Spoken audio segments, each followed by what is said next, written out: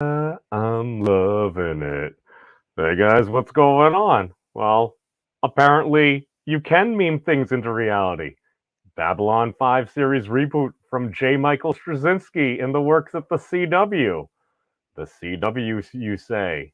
Isn't that Warner Brothers? Isn't that from the WB? Don't they kind of own HBO Max and kind of run that? Oh, what's this? Oh, this is a tweet from this July. At HBO Max. Hi, friends. It would be really cool if we could see some of the Babylon 5 movies on HBO Max. I know it costs money, but you all have been hooking us up with some cool movies. Hashtag Godzilla vs. Kong. HBO Max responded. Hi, we love hearing what you want to see at HBO Max. Your enthusiasm means the world to us, and we appreciate you taking the time to reach out. Thanks. Now, all I'm saying is I just wanted to see the movies on HBO Max. I wasn't expecting them to come out with a whole new Babylon 5. Here's the intro. Though I know I should be wary, still I venture someplace scary. Ghostly haunting, I turn loose. Beetlejuice! Beetlejuice! Beetlejuice!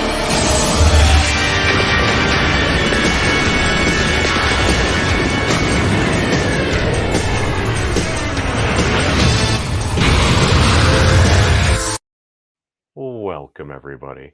Apparently, there was breaking news shortly before we went on to Fat Steven Seagal's channel with Keith Chimes In to discuss Babylon 5, which we started watching because I was finishing up The Expanse. I'm like, this is an amazing show. One of my friends, who was part of her philosophy class that I was tutoring her in, I'm like, this show is great. Hey, here's a show. They start describing like, that kind of sounds like The Expanse. Well, Babylon 5 probably inspired a lot of sci-fi shows. It totally did. Now, let's go to the man himself. As we can see, J. Michael Straczynski here an hour ago. To answer all the questions, yes, it's true. Babylon 5 is in active development as a series at the CW. We have some serious fans over at the network, and they're eager to see this show happen. I'm hip deep into writing the pilot now, and we'll be running the series upon pickup. I like that. The network understands the uniqueness of Babylon 5 and is giving me a great deal of latitude with the storytelling. As noted in the announcement, this is a reboot from the ground up rather than a continuation for several reasons. Heraclitus wrote, "You cannot step into the same river twice, for the river has changed, and you have changed." Commentary. That was amazing, sir. Because what you just did right there was this is one of the big things for so many folks. It's like, you're touching a series that we love. It's like, this is a new river. This is a new universe. Part of the multiverse. It eventually gets recycled. This is a new take. It's safe. You can sell a lot of box sets. I'm just saying. I'm just saying. In the years since B5, I've done a ton of other TV shows and movies, adding an equal number of tools to my toolbox, all of which I can bring to bear on one single question. If I were creating Babylon 5 today for the first time, knowing what I know as a writer, what would it look like? Would it use all the storytelling tools and technological resources available in 2021 that were not on hand then? How can it be used to reflect the world in which we live and the questions we are asking and confronting every day?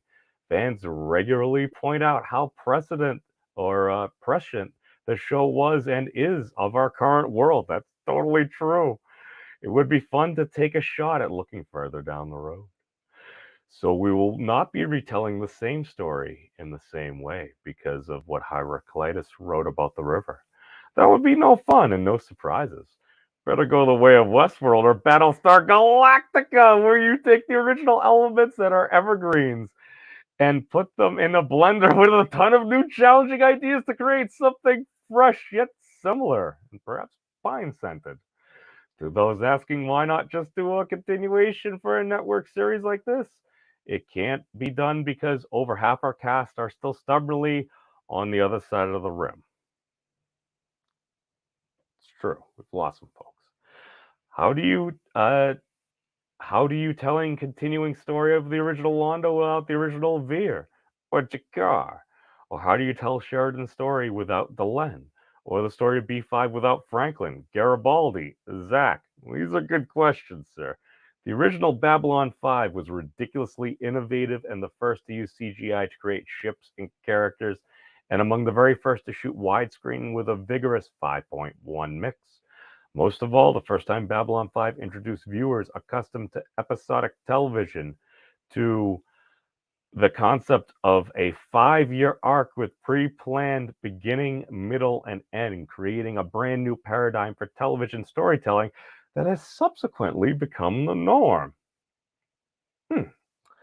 That tradition for innovation will continue in this new iteration, and I hope to create additional new forms of storytelling that will push the television medium to the edge of what's possible. Because any sufficiently advanced technology is indistinguishable from magic. It's a quote from Arthur C. Clarke. I learned that from Professor Keating. Shout out to Professor Keating, the Nick Fury of the physics community.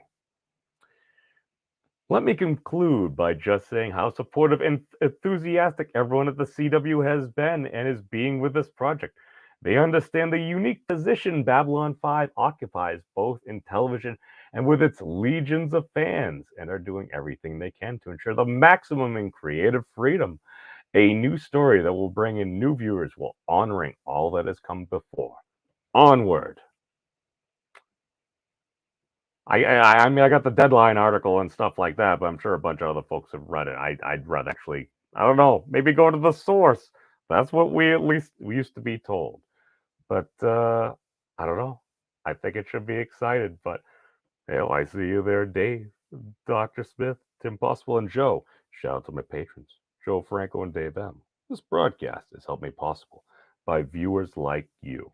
But hey, I'm gonna just be on the positive. We're gonna see what happens. And again, this is the agonizing part that Keith was going through earlier. He's just like,